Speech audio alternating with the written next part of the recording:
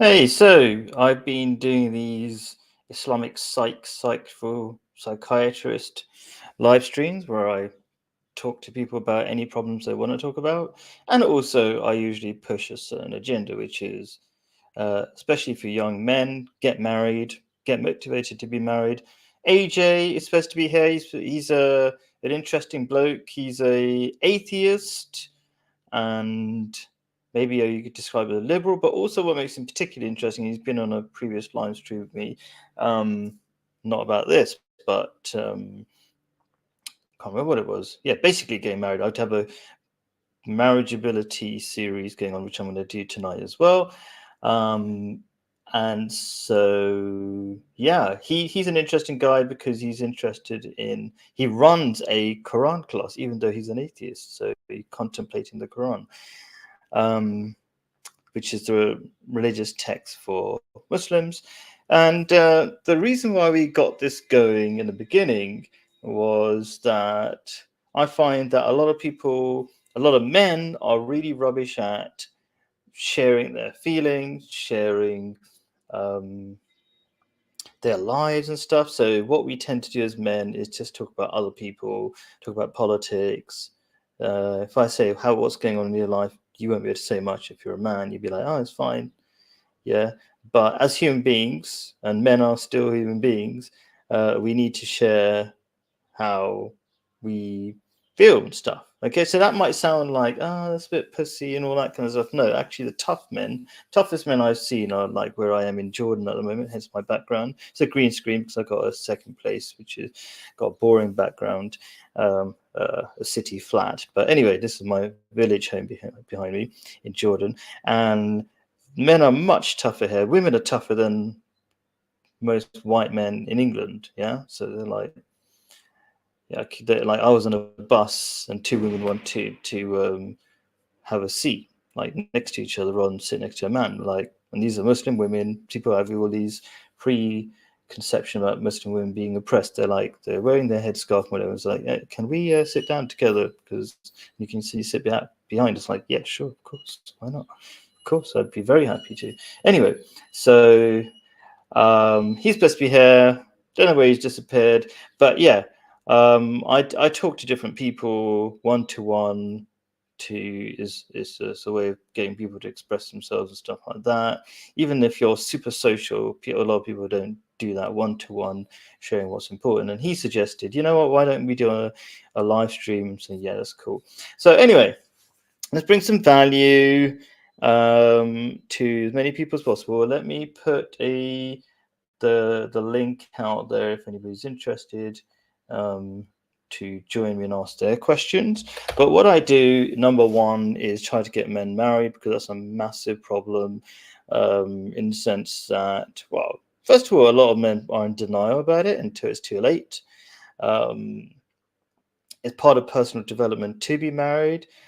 Um, every man needs to have sex on a regular basis.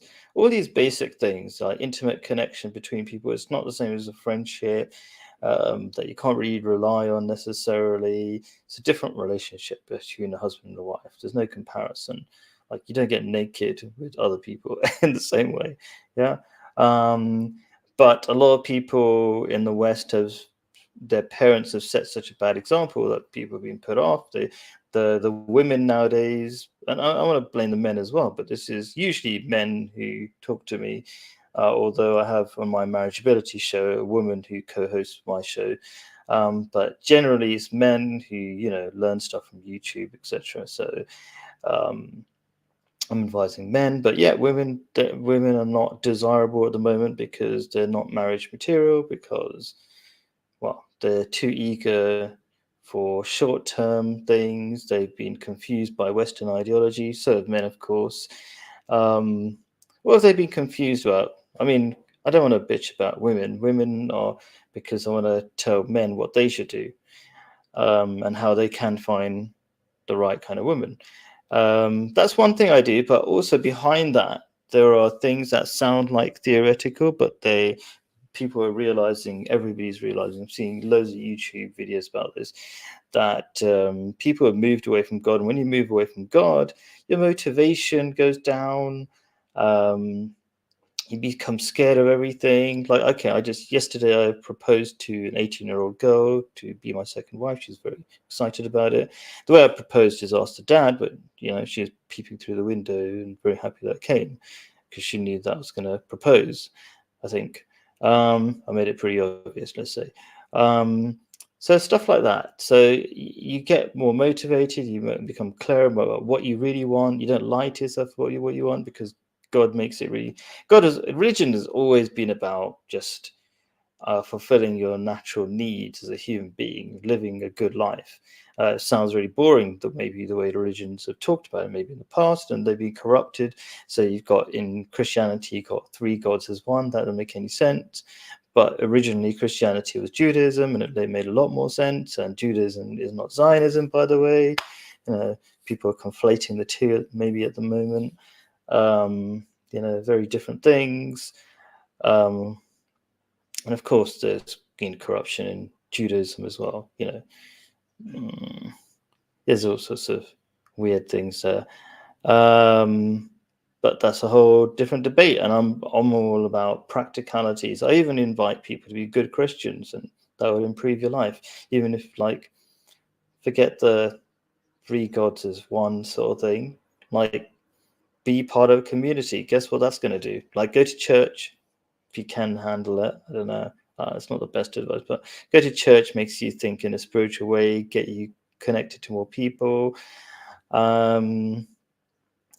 Unfortunately, only old people tend to go to church, maybe, especially in England and even America or something. I'm not sure how bad it is in America, but that's what I was told. So you can't meet potential partners. It's a really good way of selecting good partners. People are religious because they're not going to be a pain in the backside, and they're going to understand how to be a good wife, be obedient. Obedient doesn't mean you treat her like crap. It also means you as a husband need to be caring and responsible, make the money, stuff like that. And then one of the things I wanted to talk to AJ about essentially was believing in God, how it's going to change his life.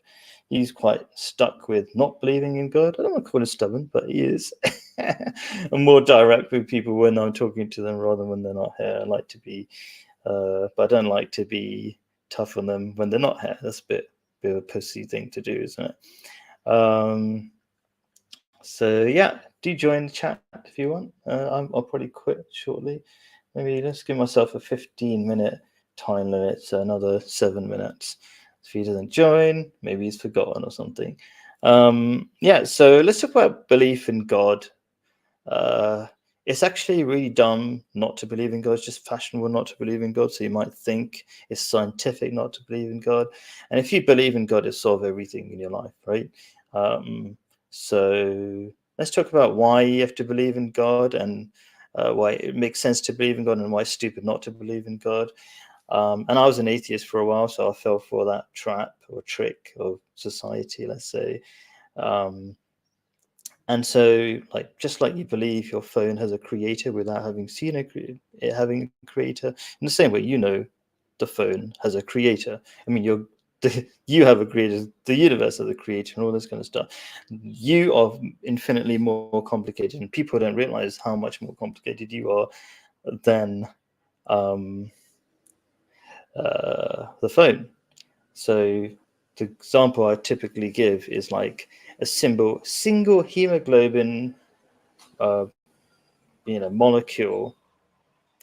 The chances of that being made by an accidental evolutionary process is like 1/10⁻⁷00, which basically is such a ridiculous number.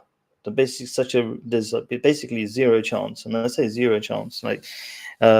The number of atoms in the universe is 10⁻⁵. 10⁻⁵ and 10⁻⁷00 is nothing in comparison. Even 10⁻⁵1 is 10 times more atoms than in the universe. So there is no chance. And all of science basically tells you there's no chance. And all of logic tells you there's no chance that there's no God. Okay, there has to be a God. So you're in complete denial. And this is a common problem actually in human beings, where we like to argue about stupid stuff. Life isn't complicated, actually.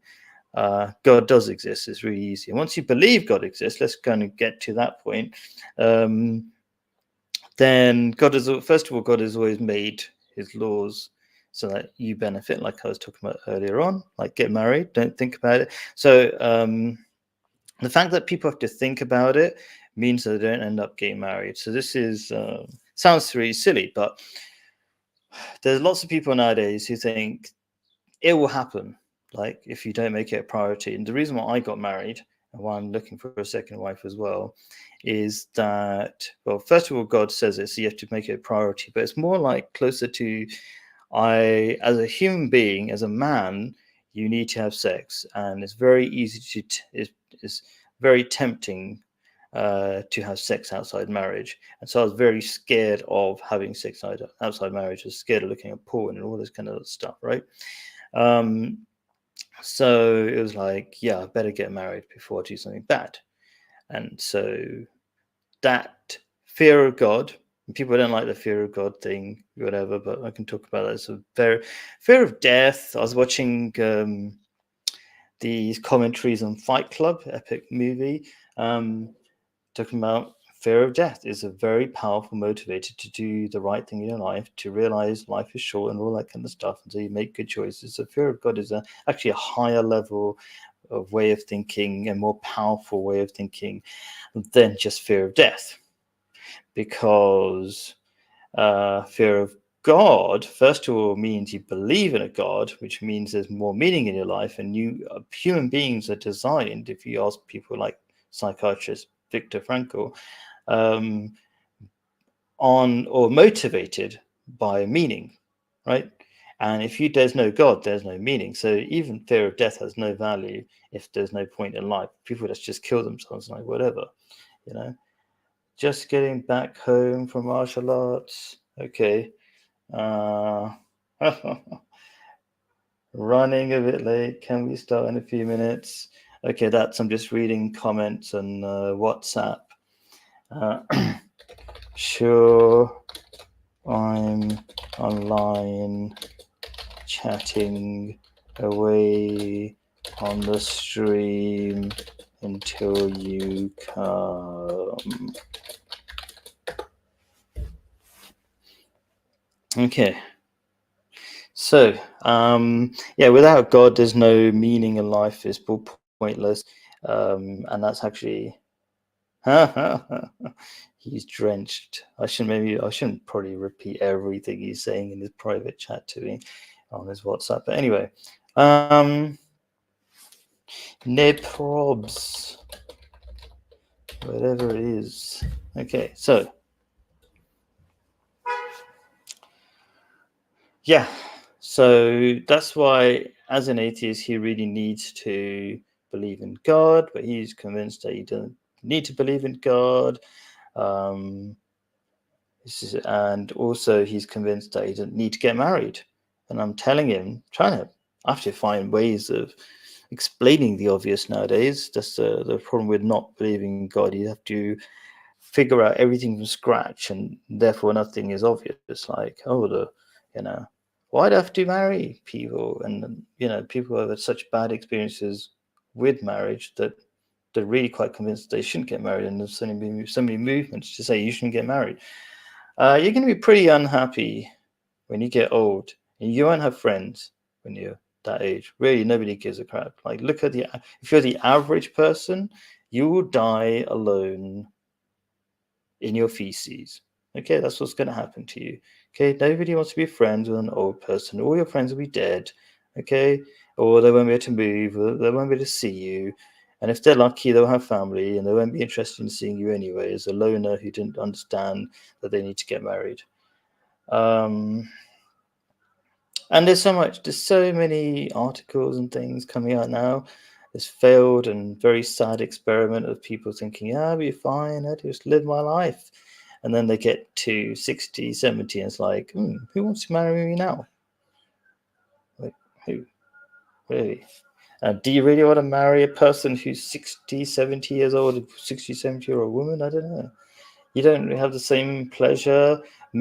People who are in stable relationships have all the sex as well, 95% of the sex. So you're missing out on that as well. You're not going to have much sex with an old person. And then you might say, oh, well, what happened if you marry somebody, you're both eventually going to be old. So will you stop having sex then? No, actually, it's called husband goggles or something. Basically, you see your wife the age you married her or something. So I'm 43. Me and my wife got married when we were 23, and I still see her as basically 23. Don't really see her as old at all. So yeah, she's had 4 kids, and yeah, no problem. We have a good sex life, except for I said very good sex, but not enough for me, basically. So women get older, men often get younger, especially around 40 or something, because basically we still worry less. So when you're younger, you're like, you don't really understand the world. You're constantly just panicking about stuff, like I was. I'm a lot more relaxed, a lot more happier, a lot more clear about what I'm doing with my life and stuff like that, a lot more confident.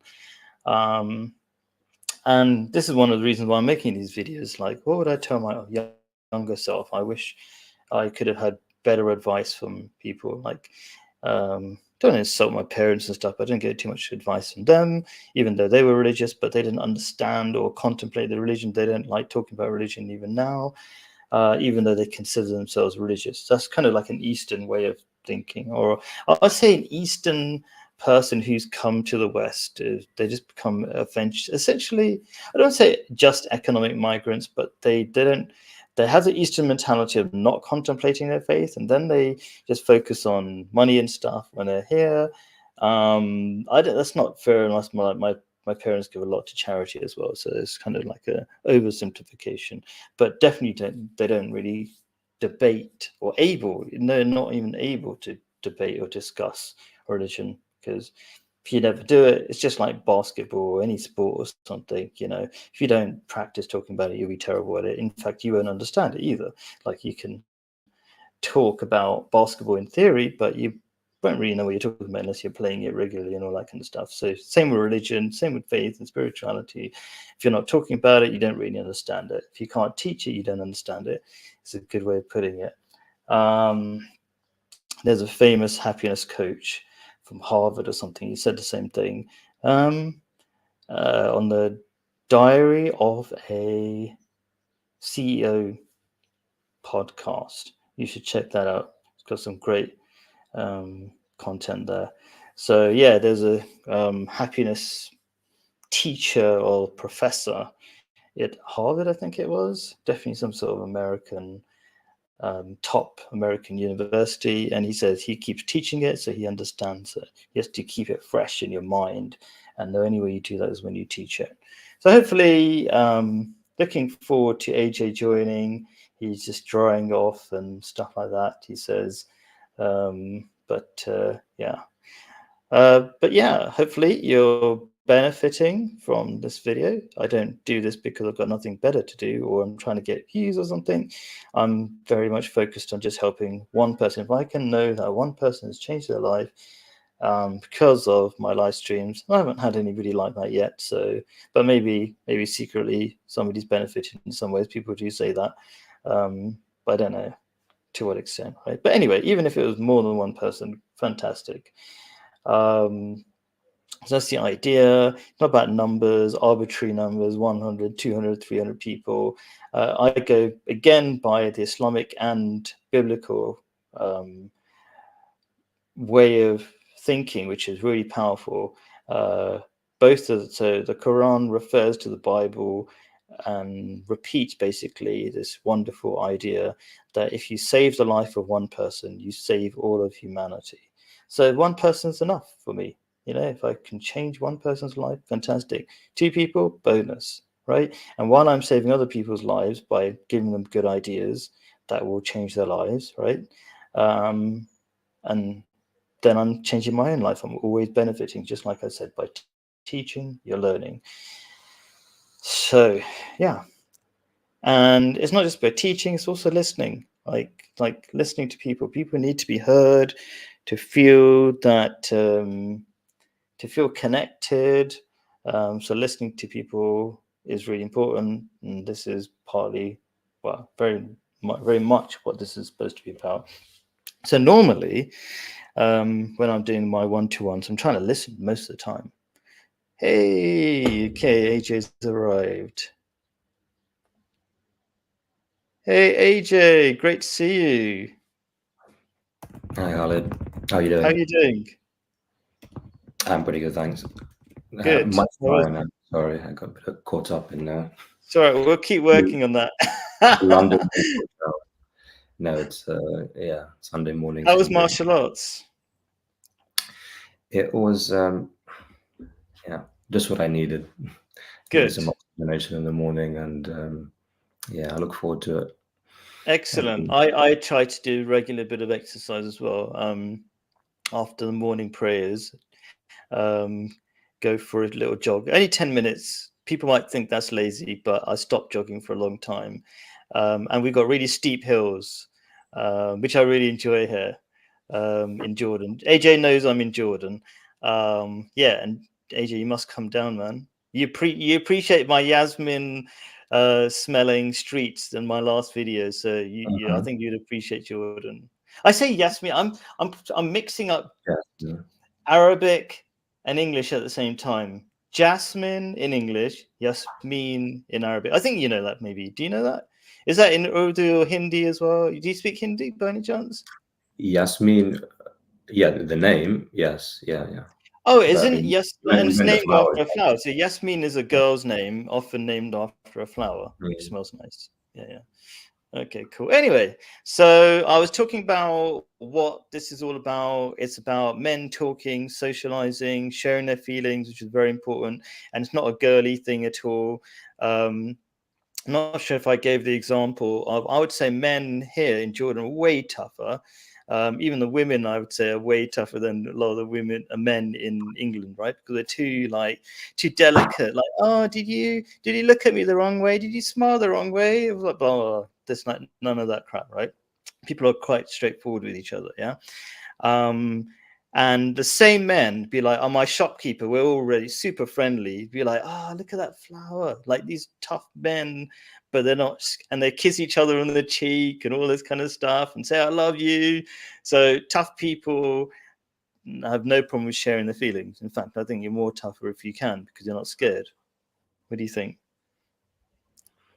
I think people should talk about their feelings, and having good friends and having good fora to do that is good. But again, I think there's a contradiction in what you said, that often these what's termed as weak or oversensitive discussions, stereotypically, as you just did then, is from a position of people who bottle up their feelings and don't want to No, I mean um, people have. apologize too easily.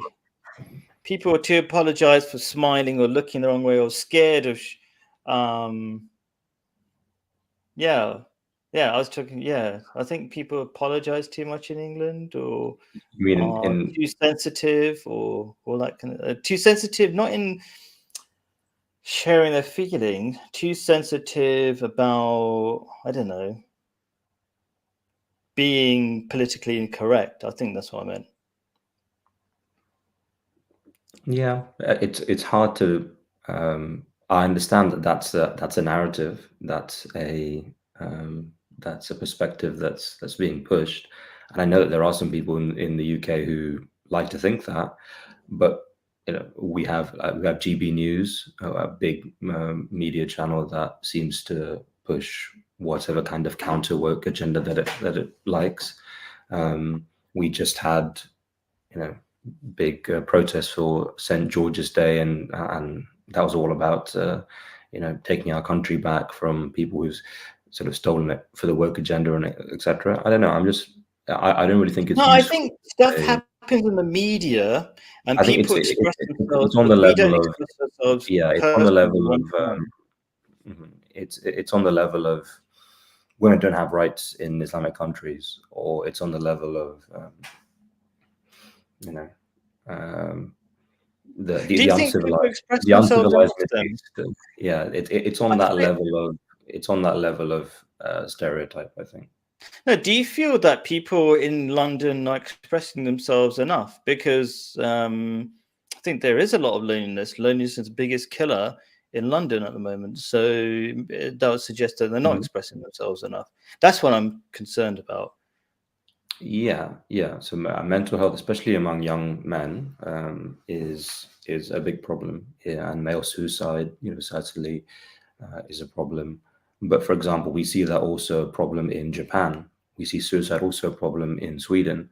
And as we discussed before, I think we have to be careful about assigning correlation and causation. It could be the case that people are lonely and they don't have people to express their feelings to, and then that causes mental health problems. That is true, but is that a result of, for example, people not having good and stable living conditions because of a variety of economic factors and social factors, or is it solely a factor of, we've been affected by this woke virus, and people are sort of too politically sensitive.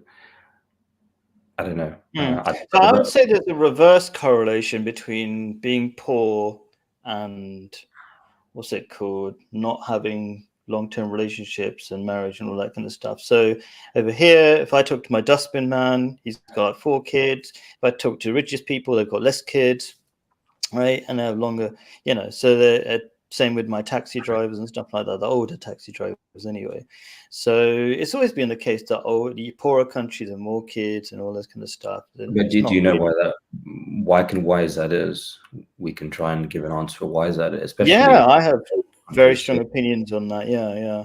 So I think the more money. So okay, first of all, we're not very good at making choices because we don't contemplate our world and stuff like that. So the more choices we have, the more dumber choices we make. So the richer we are, the more dumber choices we make. So for example, when I was walking in Gambia once, my brother had been teaching there for about a year or something, and I was like, kind of, I don't know if I was joking or what, but I was noticing, like, why are people all like standing against the outside of their walls, because they would have walls around their compound. People used to live together, something like in groups of families and whatever. But anyway, I was like, why is everybody like, hanging on the side of the street?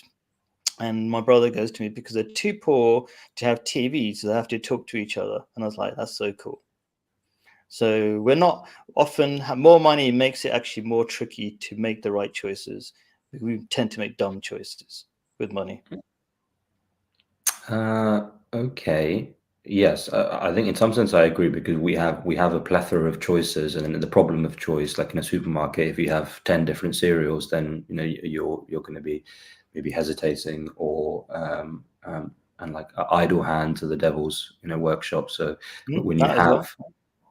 that myriad of choices, even for the most simplest of things, then you just have ridiculous levels of wealth and choice and over luxury. Sure, that's on the one side, but is that why? Is that why sort of higher income families have fewer number of children? I don't think so. I think there's a more direct explanation, which is if you're living in a relatively low income country where you don't have reliable healthcare, civil services, social infrastructure, then one, the healthcare is likely to be worse. So you're likely to lose more children just in childbirth, etc. Two, you need your children to take care of you when you become older. So for that reason, you just have more children and hope that some of them survive or get a good job. And at least if you have 5 kids, maybe at least one of them will have or one or two of them will have the hope of looking after me when I'm older.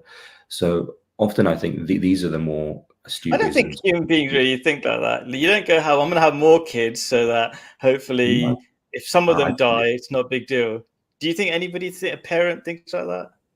uh, maybe not exactly in that terms, but describing that behavior as in, well, I've tried to have kids. I really want kids.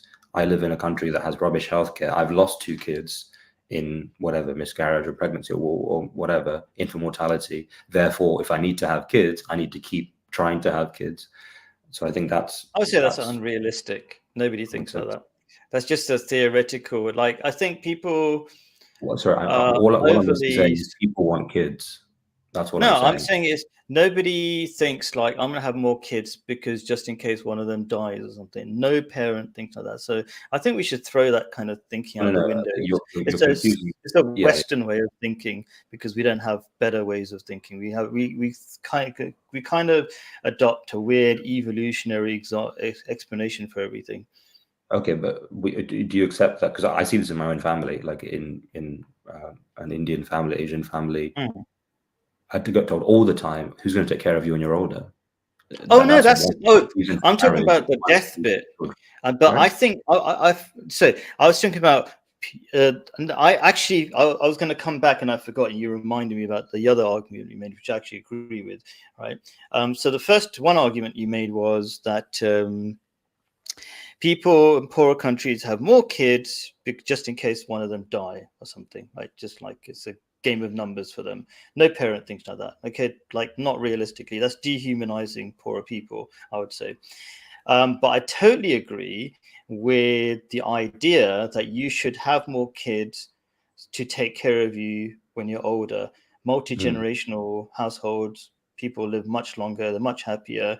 Um, and the fact that when you have more money, you make the dumb choice of thinking, you know what, I can pay for my dad or mum to live alone by herself in his feces in old people's homes, which is like often a problem, right? Because people who are not your blood relatives don't care about you as much. It's just like known. The more you study what happens in old people's homes, it's natural. It's just an economics thing. They're going to have as few people to take care of you as possible to make as much money as possible, that kind of stuff. So I think it's fantastic. And so that's a perfect example of more money makes you make dumb choices. Oh, Yeah, the whole point of this is to be very blunt. You be blunt back as well, but it's I also kind of like between me and you in the sense that I'm hoping to motivate you, as you know, to get married, to believe in God. All these things are foundational for me. You know that you're clear about that from my point of view, isn't it? yes, yeah. Yeah, cool. So I'm looking at a study right now, published Yeah, 2023. Lower infant mortality is linked to higher household size, and more access to contraception and increased female education results in reduced fertility in low and middle income nations. So that sure. clearly is that's one Oh yeah, consideration. that's a statistic, but I'm not that's not why people I'm not to have saying, more yeah, kids. I'm not saying this is the only. Again, we can't reductively, we can't reductively declare that this is the only thing that poor families think about is somehow having more kids. But Can you infant imagine mortality, that? Let me just put as a question to you. Can you imagine a parent thinking, I'm going to have more kids as a numbers game so that I'm not too worried if a few of them die? Can you no, imagine that? now we're kind of going now. Not too worried is something I didn't say.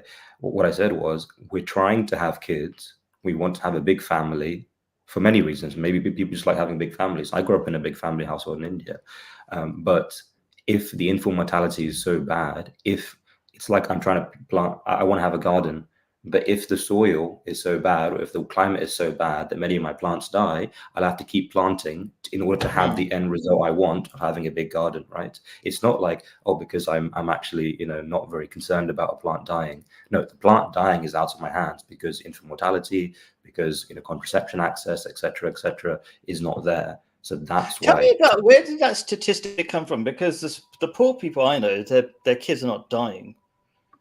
They're just poor. They just have less stuff. But which country does that talk about anyway? I'll share the Yeah, sure. study, one of the See if studies. it posts in the chat or Uh, something. If it doesn't, then well, I'll. again, Oh, you it's shared not. it in the Yeah, I've private, shared it yeah. in So private. I'll copy I'm not. paste it Yeah, because, sorry, and the I'm not. reason why I'm doing that for viewers, if they're wondering, because usually, but not always, YouTube kind of blocks everybody else from posting links other than the content creator or something. I don't know. Oh, by the way, I keep forgetting, AJ. If you want to stream it at the same time on your own channel, you can. There's usually a button somewhere. It's up to you. You can think about it. It's up to you. I don't really use YouTube in You're terms a of TikTok guy, yeah. I'm on TikTok usually. Yeah, Yeah. yeah. TikTok doesn't work here, by the way. So just I don't do in that. Jordan. Okay. Yeah, so I can't think it's a fair number of Well, countries soon where. it may not work. It may not work in the US or the UK. So yeah. Yeah. No, I'm not saying that the only reason is, again, we can't be reductive about it. The only reason that poor families have large household sizes is because their kids die. Because, and again, poor. What is poor? There's like severe, grave poverty. Maybe in some parts of sub-Saharan Africa, Darfur, famine, etc., or in the middle of a war zone, and that's different from obviously relative poverty in a poorer area of London, for example. But it's a variety of factors. It's one, education, sort of just being aware of how to, contraception and other sexual health, so family planning. That's number one. Number two is access to contraception. That's two. And then just in terms of is it what the price is and how readily available is it? If you live in a remote village and contraception means going to the nearest town 3 hours away, that's going to affect you, right? That's going to affect accidental pregnancies, or so many other things. So those are Yeah, the I'd reasons. say most people don't want to use a condom. It's like putting a sock on. It's like not having sex, basically. That's my feeling about Yeah, that. I think having a male contraceptive pill is way overdue. It's that's Oh something that God. we should be trying to I work on. mean, given all the bad side effects of all these big pharma products, I think it's not overdue. It's like stick to nature. Every time we try out these horrible chemicals that big pharma provide, it's always a disaster. So we should stop taking showers then and stop using soap. That's an idea. I mean, taking a shower is a good idea. Maybe it's a good idea. No, I mean, you make a good point that I should probably want to use less of big pharma's stuff. Like over here in Jordan, they have. You just reminded me. Like No, people do. forget Big Pharma for the moment, but just say we can make household soap, we can make household toothpaste. I mean, It can there's be made village in the people community. here that make that kind of stuff. But sorry, what were you saying? So maybe I misunderstood your point. So I thought your point was to not use shampoo because that's made by big pharma. Is that what you're talking about? No, I'm not talking about Big Pharma. I'm talking about the idea that you're saying don't mess with nature, which is kind of live in the natural state, and contraception is messing with nature. The problem I have with that argument is it's just you've randomly chosen to draw the line at a certain point in human activity there, between contraception and not contraception. But we can draw that line, it's arbitrary. We can draw that line anywhere, saying, why should we cut our nails? Why should we use soap? Sort of the hunter gatherers. In Islam, And I think that's a good point. In Islam makes it really simple. Like I said, you should cut your nails, you should keep clean, all this kind of stuff that you're talking about. It's not so arbitrary. Try to avoid contraception, but also you can think of case by case. Like I generally try to avoid anything big farmers. Like it's all a load of crap mostly. Yeah. If I have to have surgery, I'd have surgery, but like it's not like a common thing for me to have surgery, So it's just a general thing that I don't consume I'm sorry, the but that horrible also doesn't stuff. really answer the I don't question. want other people At to. least for me, saying the contradiction. Do you see the contradiction I'm posing, where you've arbitrarily chosen to draw the line at a certain place? Just saying that Islam says it may be enough for you, but Islam also says think, reflect. Don't just follow blindly what your leaders have done before you. You need to have some kind of a good.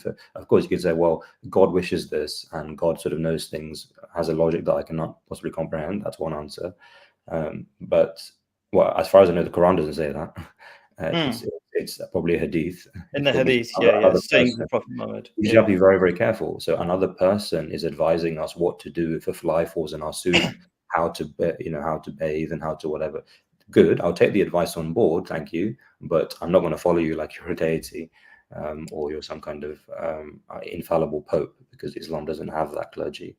So Sure, but again, yeah, let's but not we've do it like we lord discussed this, over. and yeah. Yeah, let's not do it like this is what Islam says. Or Islam says this, as you just said then, because in Yeah, in I your think it is interpretation of but Islam, anyway, I yeah, believe Islam says that would be a much sure. better way of saying it. I believe Islam says it doesn't tell me to brush my teeth, but I still do it. So the Islam thing aside, us as an individual trying to figure out how to live in this earth, we do a lot of things that medical care, for example, should we stop doing Otherwise, our life expectancy will be, by nature, 30, 40 years old, probably, if we stopped, diet and medical, washing our hands and so many things.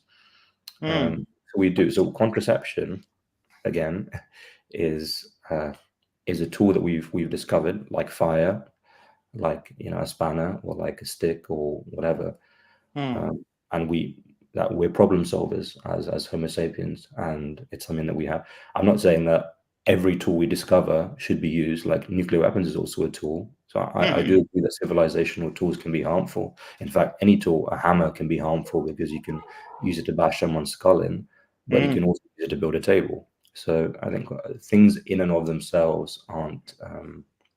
Totally agree. There's everything is the right time and right purpose, whatever, something like that. Yeah. That's. I don't believe in, what's the word for the type of morality that's always true. I think the morality is. Or absolute morality. Yeah, absolute. I don't believe in absolute morality. I believe in like case by case, given the scenario. I think even in Islam, there's the scope for that kind of idea. Anyway, I kind of want to steer it away from kind of the big stuff and more directly about you, because that's what it was really supposed to be about. Some kind of being careful not to respond to too many things.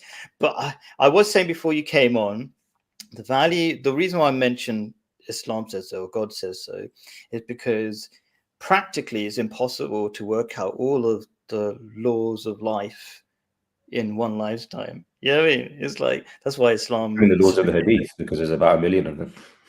Yeah, but I think just even following some of them makes life infinitely much easier. You got the Quran and the Hadith, bang, life is so easy. No problem. Yeah, I would say so. Anyway, so that's just what I'll put out there. And like when I talk, it's not about like, you must agree with what I'm saying, otherwise we'd never get anywhere, right? That's never going to happen. Well, I do think that's the wrong way to say it. I think people do change their minds over time, but like not like, you must say that right now in this 1 hour stream. Maybe 10 years time, who knows, right? But yeah, let's hear more about you. You're the one who very kindly said that you would like to put this on a stream, but we're going to keep it personal as possible. And you're very open, which is very cool. I tried to be open myself. So it's very kind of you. Very few people are brave enough to put their face on camera and say what they need to. In my previous streams where I've done this kind of stuff, I told them, like, turn the camera off and call yourself Bob, that kind of thing, and then say whatever you need to, but you're like next level. So just share whatever you'd like to, that's important to you, because that's what this is about. Yeah, well, I think it benefits really from your questions as well. So when we've had it off, before non-live, these discussions can barely fit it in an hour. And again, sorry I came late, by the way. But I think it's a nice focused discussion. So you're quite I'm instructed and guided by your questions as well. In terms of being one of my roles, unofficial roles, sort of moral role, is being an ambassador, even though my actual sort of role in the humanist organization, say, is more of a coordinator, organizer, and sort of section leader. But I used to be an ambassador, and I still, I think, all visible, like members of the committee of the Young Humanist Group in the UK and other actual ambassadors. We should all be ambassadors, whether it's in our title or not. Yeah. By the way, I put your bio link in the description for people interested in learning about AJ. Part of that is just being able to share, because sharing some level of personal stories does allow people to connect. And better or for worse, for many people, when they meet me for the first time, I'm representing humanism to them, or I'm representing, Taoism, or I'm representing Zen Buddhism or spirituality, or things that they may not have thought of before. Yeah. Tell me something about something happening in your life, as narrow as possible, sort of thing, not broad like humanism, but really narrow, something right now that you're feeling that you like to share. That's important. Maybe I'll do the same after this. That's why I'm happy to do this, or agree to do this, because that's part of what I see as my role. There's always a lot of things going on in life. I mean, yesterday I was very happy to have, talking about Jordan, spent yesterday with some lovely Jordanian people at the Palestinian protest in London. Two were Jordanian, one was half Jordanian, one was half Jordanian, half Saudi. Yeah, talking about everything and anything. Then went to a jam session with some musicians last night after the musicians from the protest, and yeah, that was again representing humanists there. We didn't actually see many other humanists apart from the humanists that came with me. So there was about 3 of us. We think that was quite important for That us sounds to really healthy, man. That's for us really to have cool. gone and sort of flown the flag for humanism, chanted for some humanist songs, and we had a few people come and talk to us and say, Tell me you know, the small talk with the Jordanians. I love Jordanians. They're just really good at just yeah, expressing themselves, happy to see you kind of stuff. That's what I feel here. I'm not sure how much of that Jordanian vibe remains in when they're in the UK. Was any cool. nice small talk? Because the small talk, the small stuff is the big stuff for me. One of the Jordanians actually reminded me a lot of you, and actually I showed him the video that you were showing us about your kids playing and the jasmine and whatever, and then he was kind of reminiscing. Yeah, it's been a while since I've been back to Jordan, and all of his family's there. Yeah, he was saying, yeah, Arabian Nights and Jordanian Nights are nothing quite like it here. We were talking about kind of I don't know, I guess the temperament of the Jordanian people is in the context sort of revolutions and like, you know, the dissatisfaction with the king over there. And he mentioned that the Jordanians are quite, on the one hand, one of them said Jordanians are quite kind of a very mellow people. Like they didn't have a revolution in the Arab Spring, for example. And then on the other hand, my other friend who was half Jordanian, half Saudi, and who's been going to Jordan for a long time, she said, no, actually, they're like, you know, it's famous, like Jordanian blood boils so much, and you know that they'll really jump down your throat. And I was trying to think, okay, how do I'll those tell you what it is. They have to be you? quiet. Okay, so they're scared of getting like killed by the king. That's one thing, right? Which I don't think is a bad thing. It sounds terrible, but I don't think it's a bad thing The because secret if it police, just yeah, that's true. yeah, so like I like the fact that you don't complain about government here because you'd be in big trouble. I mean, you can complain about government a little bit, but definitely not the king. And I like that because I think in England we complain too much and we don't fix our own selves, right? But listen, they are very emotional people, and they don't find that insulting. Like they like think I know about Arabs Italians in generally, movies. that's quite or even just you know Asians, Arabs, Indians as well. Compared to the Brits, the Brits are a bit more deferential, a bit more polite. Don't know, say what you're thinking, sort of hide it with Yeah. some politeness and mask it. Whereas in Asia, they will just tell you what they're feeling. Yeah, and I think they know because Jordanians know because they're so emotional that if they got angry, it would just go out of control. So maybe it's Mm, partly to do with that as well. So maybe. otherwise, they're super friendly, super lovely. I love you. Even the girls like this. That's how they talk. Like if they won't say I like you, I love you. That's how their normal kind of conversation. Yeah. What you So mean I to love that. a random stranger they're meeting for the first time, or Yeah, so I'm going past somebody's house to be like, "Come on, I've got a video of that kind of stuff. Just come into our house, have a drink." And I thought, you know what? Sometimes I thought one time try it out. And I was sitting with these people who barely speak English, sitting on the floor, and like, "All right, tea. What's next? Water, coffee." And I said, like, I really like camel's milk. Yeah, we got some camels. We get some camel milk. Mhm. So And that was was that just in the me walking countryside around the or was village. that in the city? Sorry, that was in the village. Hmm. Yeah. Village. That's a good question. It doesn't really happen where I'm here in the city right now. Maybe that's what happens, isn't it? Is the more, Urban yeah. populations, distrust, yeah, crime. Yeah. No, people are still friendly, but it is dying out. Like, Mm. um, the older generation are more likely to say "Assalamu alaikum, peace be upon you," which is the Islamic tradition. Anybody who goes near you, you're supposed to say "peace be upon you," which is really powerful. I think there's. I don't know. What do you feel about that? Have you watched the movie Avatar? Mhm. Do you know the song "I See You"?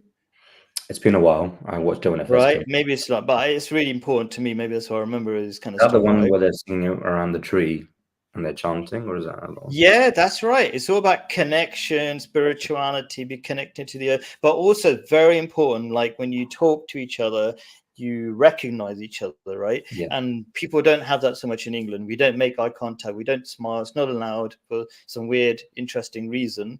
We could talk Mhm. about where all these secret cultural rules, that we develop. Um, And so, but the opposite is really important. We need to connect. We need, like in Islam, I say Islam because the hadith say so, right? But you're like a Quranist, let's say. Um, in Islam, Prophet Muhammad said, smiling at other people is charity. And I think it literally is charity in the sense that, when charity means when you give something, if you smile at somebody, human beings are designed to mimic, so they smile back. And when they smile, they get the endorphins of smiling. And so you actually transfer happiness to people. So that's a cool thing. And shaking hands is really important, according to Prophet Muhammad in the Hadith, saying of Prophet Muhammad. So that kind of gives the oxytocin highs, and then recognizing people, all this stuff. And this is a Abrahamic tradition, like Jesus said it. Moses, I don't know if Moses said it, but shalom, you might have heard the phrase shalom, assalamu alaikum, like Jews say it as well, and blah, blah, blah. I think it's really powerful stuff. Yeah, and we have namaste in India, namaskaram or vanakkam.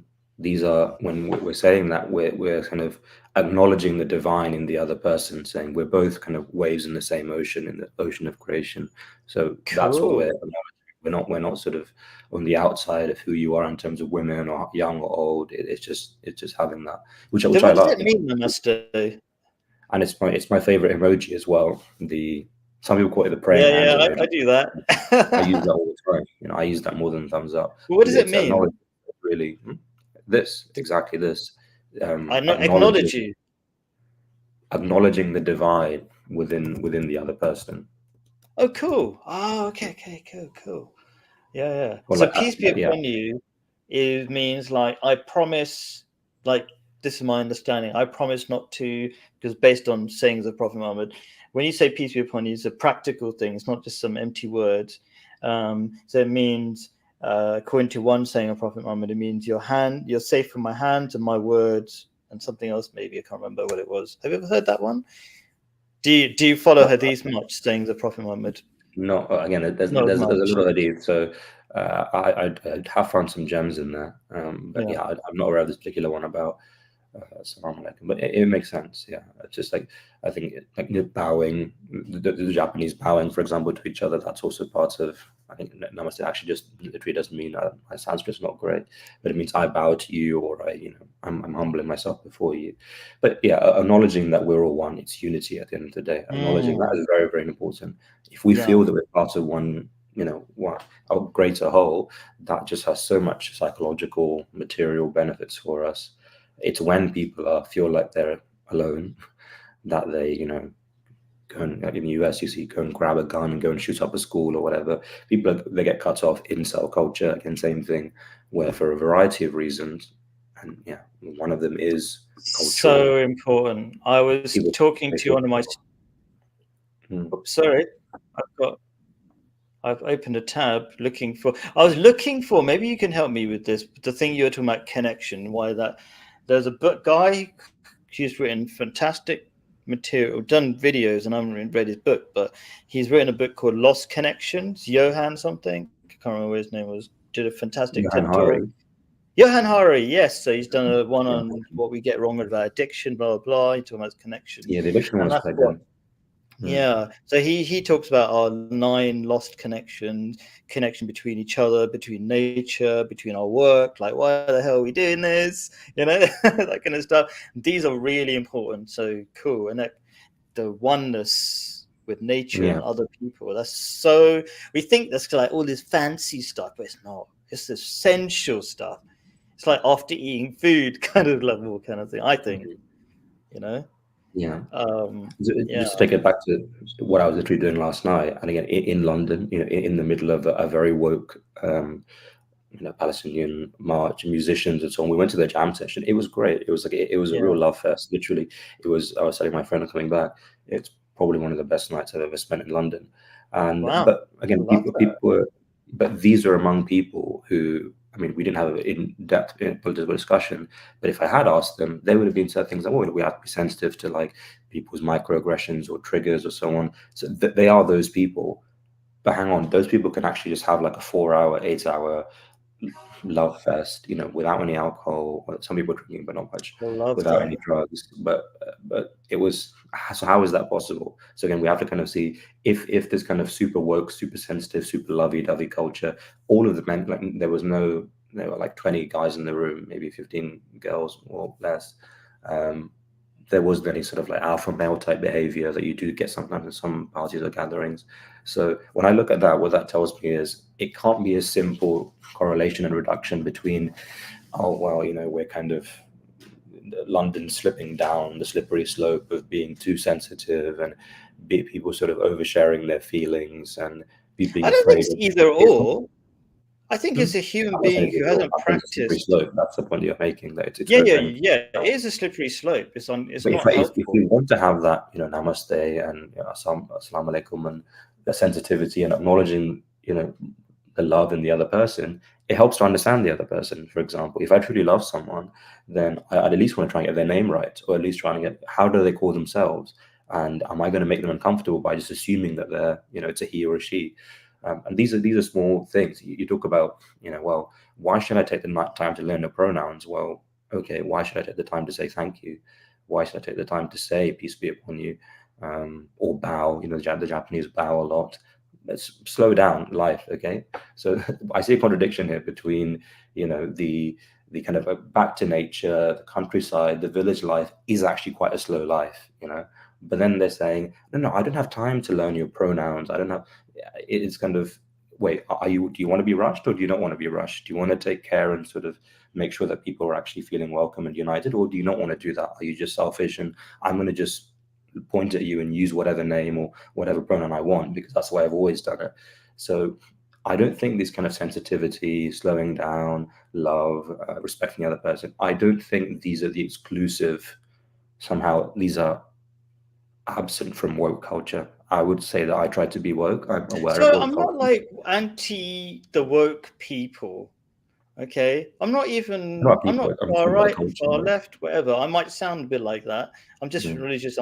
As a Muslim, right? That's how I Yeah, see I'm just myself. responding directly to the point you're saying that in London there is a generalizing trend of if you're we're oversensitive, we're over apologizing, we're like fawning over each other and sort of say, what's your pronouns and how do you? I think that's kind of penny wise and pound foolish. You're trying to save the penny of convenience and free speech and whatever you might think, but actually the pound that you're wasting is unity, is making sure that people feel included, and that has all of the consequent negative effects that you've just described there. People feel lonely, people feel cut off. So when you're next time when you're sort of advancing the good benefits of salam alaikum, just also apply that to Oh, things. yeah, yeah, yeah. It's not either or. Like I talk to all people.